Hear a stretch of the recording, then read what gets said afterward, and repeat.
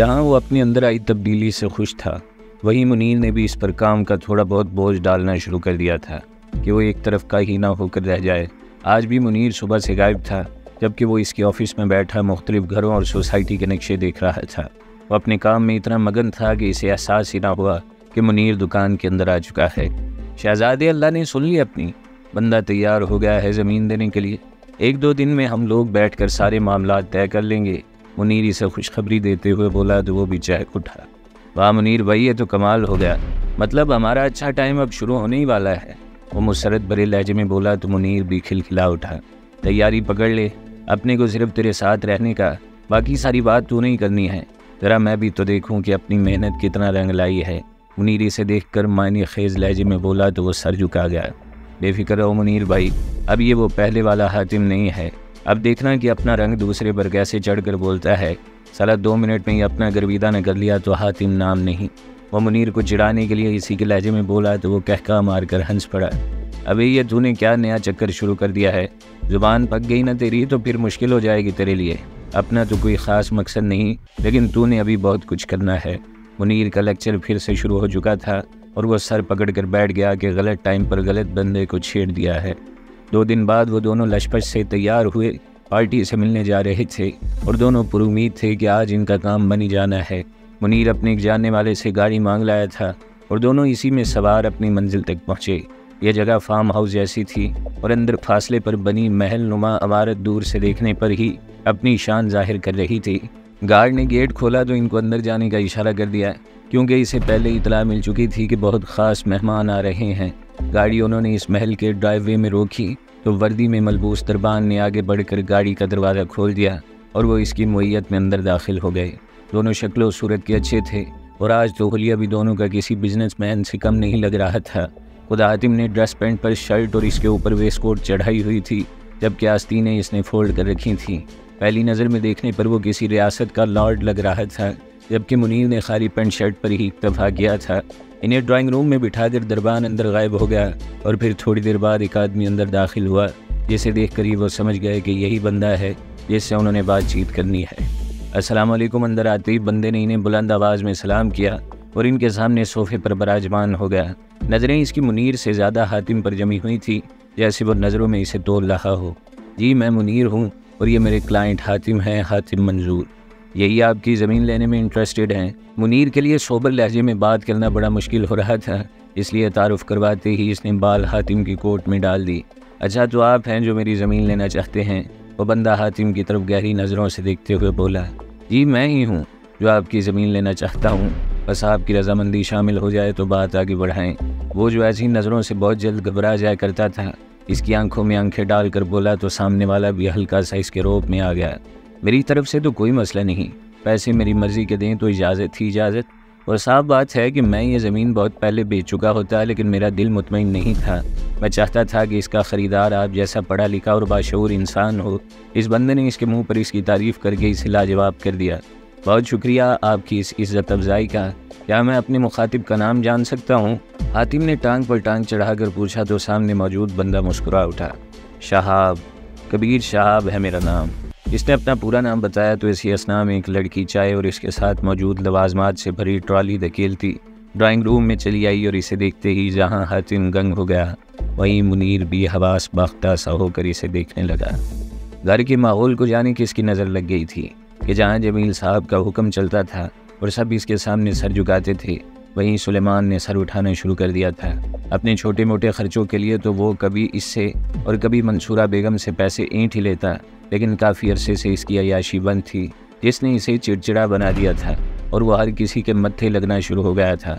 लेकिन जब इसकी बर्दाश्त जवाब दे गई तो इसने सीधा जमील साहब से बात करने का फ़ैसला किया और यहीं से खराबी शुरू हुई। वो अपने कमरे में थी कि इसे नीचे से चीखों पुकार की आवाज़ें आईं, लेकिन ये जमील साहब तो नहीं थे, ये तो इसका चहेता भाई था जो न जाने किस पर चीख रहा था। वो बदआबासी में कमरे से बाहर निकली और अपने मोर्चे के पीछे छुप कर, जो कि इसके कमरे के अंदर मौजूद सुतून था, सारा मंजर देखने लगी। नीचे सुलेमान खड़ा जमील साहब को खरी खरी सुना रहा था और हैरत की बात यह थी कि वो खामोशी से सुने जा रहे थे। आपने जो समझाया मैं समझ गया, आपने मेरा खर्चा बंद किया तो मैंने कुछ नहीं कहा, लेकिन अब आप ज़्यादती कर रहे हैं बाबा। मेरा अकाउंट ही सील करवा दिया आपने।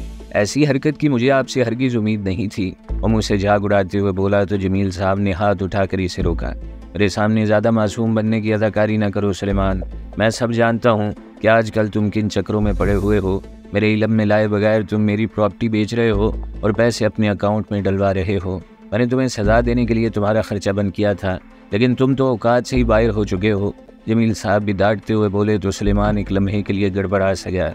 तो जब आप मुझे कुछ नहीं देंगे तो मैंने किसी न किसी तरीके से अपना गुजारा तो करना है। फिर वो कहाँ खामोश रहने वालों में से था। हालांकि जानता था कि जितनी बात खुलेगी इतना ही वो फंसता चला जाएगा। बात सुनो लड़के, बात गुजारे की होती तो मैं कुछ न कहता, लेकिन मैं ये भी जानता हूँ कि तुम किस गुजारे और किन के साथ गुजारे का रोना रो रहे हो। वो इसे कड़े तेवरों से घूरते हुए बोले तो वो अपनी चोरी पकड़ी जाने पर नज़रें झुका गया। सब कुछ तुम्हारे हाथ में दिया कि तुम इस बिज़नेस को मज़ीद बेहतर करो, लेकिन तुमने इसे भी अपनी रखेल समझकर ज़्यादती करना शुरू कर दी। कान खोल कर सुन लो, तुम्हारे लिए मेरे पास एक पैसा नहीं है। अपने आप को ठीक करो और फिर आना मेरे पास। अभी तो मैं यही समझता हूँ कि मेरी एक ही औलाद हुरैन है। अपनी रंगीनियाँ छोड़ो और काम में इंटरेस्ट लो तो सब हाजिर है। और न भूल जाओ कि तुम जमील खाकवानी के बेटे हो। उंगली उठाकर इसे वार्निंग देते हुए बोले तो वो तन फन करता हुआ बाहर निकल गया। हुरैन सहमी हुई नीचे का मंजर देख रही थी और सोच रही थी कि ये इस घर में क्या कुछ होना शुरू हो गया है। पहले जमील साहब ने इसे खुद बिगाड़ा और अब जब वो तबाह हो चुका है तो चले आए इसे सुधारने।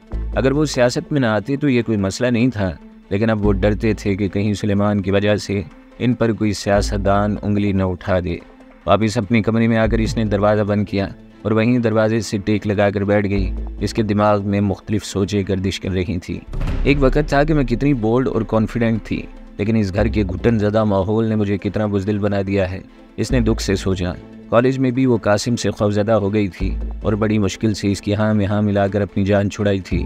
बाद में शब्बीर आ गया और फिर जो हुआ सो हुआ, लेकिन वो कभी भी ऐसी नहीं थी। दुख से सोचते हुए इसने आंखें बंद कर लीं और एक आंसू इसकी आंख से निकलकर इसकी गोद में गिर पड़ा। अचानक से वो उठी और आंख में आए आंसू बेदर्दी से रगड़ते हुए इसने गाड़ी की चाबी उठाई और खामोशी से बाहर निकल आई। इसे इस माहौल से फरार चाहिए था तो बगैर सोचे समझे गाड़ी निकाल कर चल पड़ी। इनसे मिलिए, ये मेरी सेक्रेटरी शाजिया हैं और शाजिया ये हैं मेरे वो मेहमान जिनका मैंने कल आपसे जिक्र किया था। शाजिया जो पहले इन दोनों को देखकर सुन हो चुकी थी, हैरत से अपने सामने बैठे मोअज़्ज़ज़ मेहमानों को देखे गई, जिनमें एक इसका भाई भी था तो दूसरा इसकी मोहब्बत था। इन दोनों का भी यही हाल था, लेकिन मुनीर ने अपने हवास को काबू में रखते हुए बड़ी मुश्किल से मुस्कुराकर इसे सलाम किया और हातिम को हल्की सी कोहनी मारी जो इसकी नज़रों से छुप न सकी। मुनीर के कोहनी मारने पर हातिम ने भी अपने जज्बात पर काबू पाते हुए मुस्कुराकर इसकी तरफ देखा तो नज़रें झुका गई। हातिम इसे कहीं से भी वो हातिम नहीं लग रहा था जिसे वो जानती थी और जिसके साथ इसने अच्छी खासी ज़िंदगी गुजारी थी। ये तो कोई और था जिसकी पर्सनैलिटी से लेकर इसका पहनना ओढ़ना इसकी अमारत को जाहिर कर रहा था। ये लोग मेरी एक ज़मीन के सिलसिले में यहाँ आए हैं तो मैं चाह रहा था कि अच्छे माहौल में बैठकर बात हो जाए, इसलिए मैं इन्हें यहीं बुला लाया। कबीर अपनी बात की मज़ीद वजाहत देते हुए बोला तो इसने सर उठाकर मुनीर को देखा जो कबीर की तरफ देखते हुए मुस्कुरा रहा था।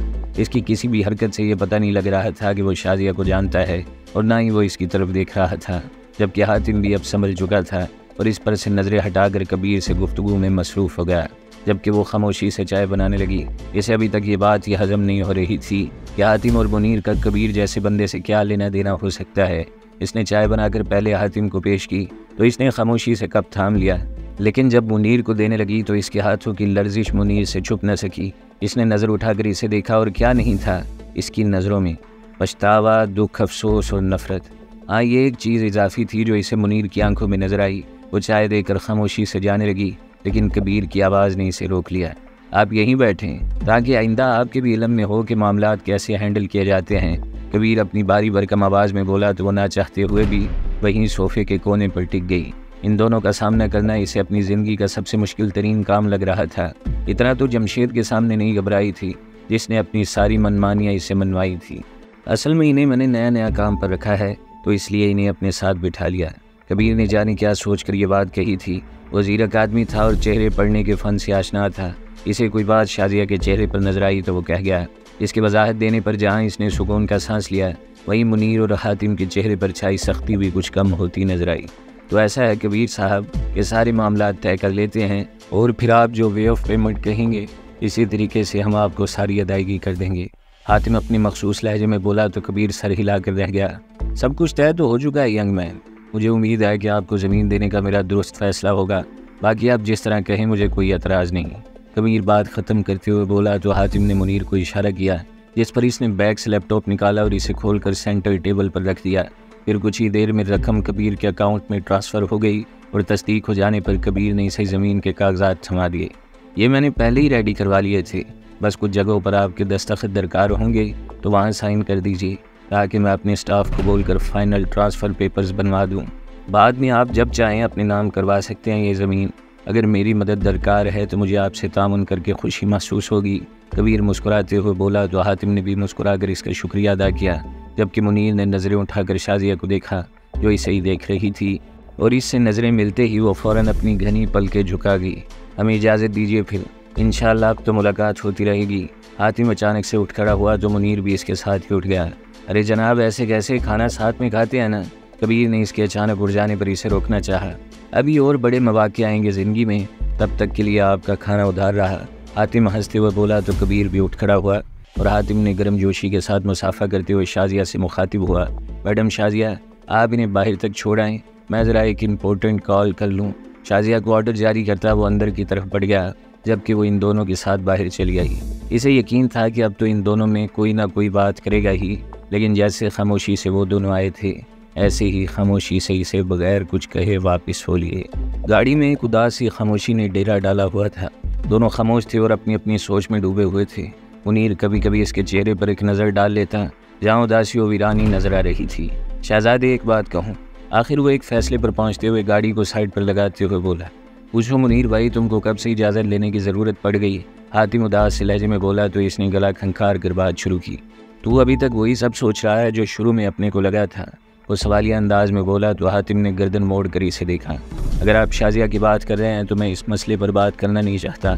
हातिम फैसला कुन लहजे में बोला तो इसने शाने उचकाते हुए गाड़ी को गियर में डाला और आगे बढ़ा दी। मैंने कभी ये सोचा भी नहीं था कि ऐसे हालात में सामना होगा मेरा शाजिया से। हातिम उदास लहजे में बोला तो इसने चौंक कर इसे देखा, लेकिन बोला कुछ नहीं। मैंने तो इसकी शादी की थी यार, फिर ये कबीर जैसे बंदे के पास क्या कर रही है?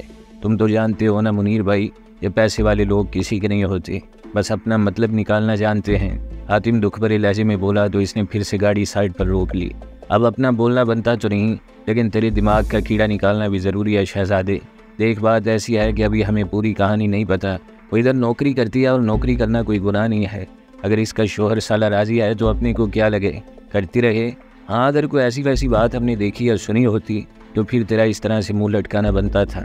वो हातिम को समझाते हुए बोला तो वो सर हिला कर रह गया।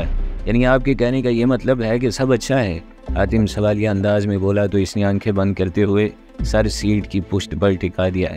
अपने को ज़्यादा लफड़ों का नहीं पता, लेकिन एक बात अपने को भी अच्छी तरह से मालूम है कि शाजिया, मेरा मतलब है तेरी बहन एक अच्छी और शरीफ लड़की है, और जब बंदा खुद ठीक हो तो इसके बारे में गलत नहीं सोचा जाता।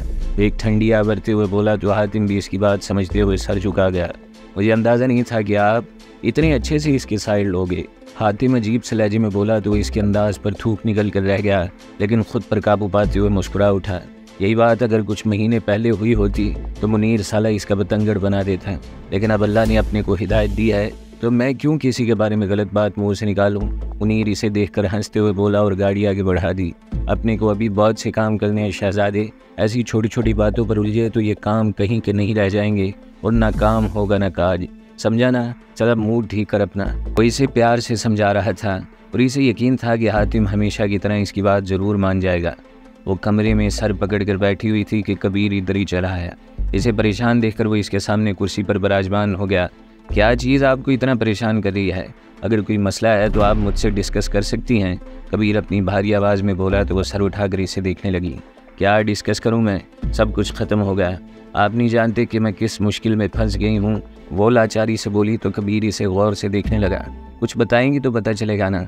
वैसे मैंने अपनी तरफ से पूरी कोशिश की इन दोनों के सामने आपकी पोजीशन को क्लियर करने की। कबीर ने गोया इसके सर पर धमाका किया तो वो हैरान होकर इसे देखने लगी। आपको कैसे पता चला कि कोई मसला है? इसे अपनी खुद की आवाज़ किसी खाई से आती मालूम हुई। जाहिर सी बात है, जब आपके चेहरे का रंग किसी को देखकर बदलेगा तो अगला बंदा जान जाएगा कि कोई मसला चल रहा है। कबीर मुस्कुराते हुए बोला तो वह नज़रें झुका गई। मेरी पोजीशन बहुत ख़राब हो गई है कबीर साहब। ये तो आपका बड़ापन है कि आपने मेरी मजबूरी से कोई फ़ायदा नहीं उठाया, वरना यहाँ जो हर दूसरा बंदा भेड़िया बना हुआ है वो दुख भरे लहजे में बोली तो कबीर उठकर इसके पास चला आया। अगर कोई बात है तो मुझे बता सकती हैं आप। मैं दुनिया वालों की नज़र में लाख बुरा सही, लेकिन आप जब भी किसी मुसीबत में हुई मुझे हमेशा अपने करीब ही पाएंगी, और ये बात मैं आपके मुंह पर कह रहा हूँ। वो इसके साथ बैठते हुए इसका हाथ पकड़कर बोला तो इसकी आंखों में आंसू आ गए, लेकिन वो कमज़ोर नहीं पड़ना चाहती थी, इसलिए ज़बत किए बैठी रही। आप पूछेंगे नहीं कि वो कौन लोग थे। ना चाहते हुए भी इसका लहजा रूहान सा हो गया। वो जो भी थे, लेकिन आप एक बात याद रखिए कि आप इनसे जब भी मिले सर उठाकर बात कर सकती हैं। मैंने आपका तासुर ऐसा दिया है कि अगर इनके दिल में आपको देखकर कोई शक पैदा भी हुआ होगा तो मेरी बात सुनकर सब दूर हो गया होगा। कबीर ने इसके मुलायम हाथों पर अपनी गिरफ्त मज़ीद सख्त की। वो फ़ौरन से उठ खड़ी हुई। मैं चलता हूँ, आप अभी नॉर्मल नहीं हैं तो फिर मुलाकात होती है। इसे खड़ा होते देखकर कबीर भी खड़ा हो गया और जाने के लिए पलट गया। इसके जाने के बाद वो अंदेशों में घिर गई कि अगर हातिम ने घर जाकर सारी बात जन्नत बीबी को बता दी तो इसका क्या बनेगा। नासिर का सारा पोल खुल जाएगा और जो वो इससे करवाता रहा है वो भी सबको मालूम हो जाएगा, और तो वो किसी को मुंह दिखाने के काबिल नहीं रहेगी। फिर इसे याद आया कि मुनीर के चेहरे पर भी इसने अपने लिए नफरत देखी थी। क्या सोचता होगा वो भी इसके बारे में कि वो किस कुमाश की औरत है। सबसे बढ़कर हैरान कुन बात इसके लिए ये थी कि हातिम का यूँ ज़मीन खरीदना और फिर इसका वो रख रखाव जैसे वो कोई बहुत बड़ा बिजनेसमैन हो। ये एक ऐसा मामला था जिसे वो हातिम से मिलकर ये हल कर सकती थी। वो तो इस हातिम को जानती थी जो बहुत ही कमज़ोर दिल का मालिक था, और जिसे जन्नत बीवी बात बे बात इसे लड़की होने का ताना देती, और जो एक स्टोर में 10,000 तनख्वाह पर सेल्समैनी करता था। और फिर मुनीर का इसके साथ मौजूद होना, और देखने में यही लग रहा था जैसे मुनीर इसका मुलाजिम हो और हातिम इसका मालिक। जितना वो इस बारे में सोचती जा रही थी इतना ही इसका ब्लड प्रेशर हाई होता जा रहा था।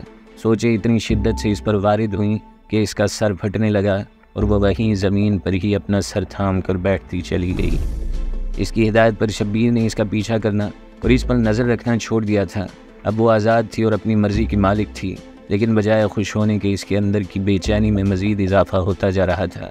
अपनी उम्र के 18वें साल में वह हुस्न के उरूज पर पहुंच चुकी थी। जो भी इसे देखता था बस देखता ही रह जाता, और वजह थी इसकी तबीयत में एक संजीदगी जो इसके हुस्न को मज़ीद 4 चांद लगा देती थी। इसकी सब सहेलियां इसे परफेक्ट गर्ल के नाम से पुकारती थी, लेकिन वो इन सब से कटती जा रही थी। इसे अपने प्रोफेसर की कही एक बात याद आ रही थी कि जब आपके पास सब कुछ हो और आप इतनी ताकत रखते हो कि जो पसंद आए इसे ख़रीद लें, ऐसे में जो चीज़ आपके बस में ना हो वो आपका जीना हराम कर देती है।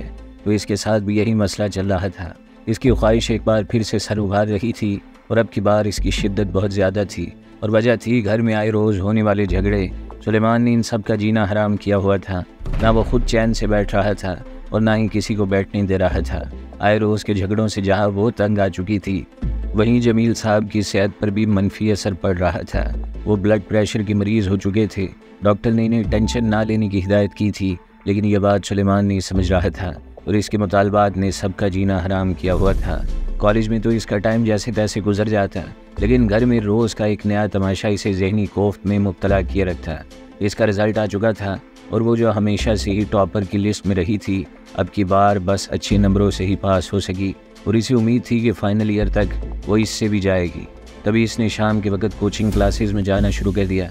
एक तो वो घर के घुटन ज़दा माहौल से दूर हो गई थी, दूसरा इसे अपने मुस्तकबिल की भी फ़िक्र लाहक हो चुकी थी। इस वक्त भी वो कोचिंग सेंटर में बैठी हिस्ट्री की क्लास ले रही थी, और ध्यान इसका सारा पढ़ाई की तरफ ही था कि इसका फ़ोन बजा। वो एक्सक्यूज़ करती क्लास से निकली और मोबाइल कान से लगाया, और आगे से इसे मंसूरा बेगम की परेशान सी आवाज़ सुनाई दी। पुरैन बच्चे फ़ौरन घर आ जाओ, यहाँ बहुत मसला बड़ा हो गया है। मंसूरा बेगम ने इसे घर आने की ताकीद करते हुए लाइन काट दी तो एक सर्द आह भर कर रह गई। एक तो ये सब लोग मिलकर मुझे पता नहीं क्यों दिमागी मरीज़ बनाने पर तुले हुए हैं। बिड़बिड़ाते हुए वो दोबारा क्लास में आई और इमरजेंसी का बोलकर अपना बैग उठाकर बाहर निकल गई। सारे रास्ते वो यही सोचती रही कि अब न जाने सुलेमान ने क्या कर दिया है जो एक नया अजाब नाजिल हो गया है। तेज़ रफ्तारी से गाड़ी चलाती वो घर पहुंची तो मंसूरा बेगम को परेशानी की हालत में बाहर पोर्च में ही टहलते पाया। क्या हुआ मामा, सब खैरियत तो है ना? इन्हें देखकर वो भी परेशान हो गई थी, इसलिए फ़ौरन से पूछ बैठी। खैरियत नहीं है बेटे, तुम्हारे इस कमीने भाई ने अपने ऑफिस में अकाउंट मैनेजर को बुरी तरह ज़ख्मी कर दिया है। खबर थी या गोया एक बम था जो मंसूरा बेगम ने इसके सर पर फोड़ दिया था। वो परेशानी के आलम में इन्हें देखे गई। तो बाबा की तरह इन्हें पता है या नहीं? वो गुमसुम सी बोली तो मंसूरा बेगम ने इसे परेशानी से देखा। तुम चलो मेरे साथ, अभी कुछ ना पूछो। वो इतना बोलकर इसे धकेलते हुए गाड़ी तक लाई तो इसे किसी अनहोनी का एहसास हुआ। मामा आप बताएं ना क्या हुआ है? मुझे कुछ बहुत बुरा हो जाने का गुमान हो रहा है। और रूहान से लहजे में बोली तो मंसूरा बेगम ने इसे खामोशी से गाड़ी चलाने का कहा। वह एक सर्द आह भरते हुए गाड़ी चलाने लगी और मंसूरा बेगम इसे रास्ता बताने लगी। लेकिन जब गाड़ी हॉस्पिटल के सामने रुकी तो इसकी हिम्मत जवाब दे गई। मामा प्लीज़ बताएं ना, क्या हुआ है? बाबा ठीक है ना? 2 मोटे मोटे आंसू इसकी आंखों से लुढ़कते हुए इसके रुखसार भिगो गए। बच्चे, तुम्हारे इस भाई ने घर में अच्छा खासा फसाद मचाया था। तुम्हारे बाबा के मुंह भी लगा और बात वहीं तक रहती तो ये नौबत ना आती। लेकिन वो तो सारी हदें पार करते हुए तुम्हारे बाबा से तू तड़ाक पर उतर आया। इतनी बकवास की इसने कि तुम्हारे बाबा को हार्ट अटैक आ गया। अभी तो इनकी हालत काफ़ी संभल चुकी है, लेकिन वो बार बार तुम्हें याद कर रहे हैं, तुम्हीं को याद कर रहे हैं। तुम्हें परेशान करने से उन्होंने मना किया था, लेकिन अब जबकि वो ठीक हैं तो मैंने तुमको बुला लिया है। मंसूरा बेगम ने इसे इतला दी तो वो स्टीयरिंग व्हील पर ही सर रख कर ज़ारो कतार रोने लगी। बस मेरे बच्चे, मुश्किल वक्त तो निकल गया। हिम्मत करो और अंदर चलो, तुम्हारे बाबा तुम्हारा इंतज़ार कर रहे होंगे। मंसूरा बेगम इसकी कमर सहलाते हुए बोली तो वो आंसू हलक में उतारती गाड़ी से बाहर निकल आई और मंसूरा बेगम के साथ अंदर दाखिल हो गई।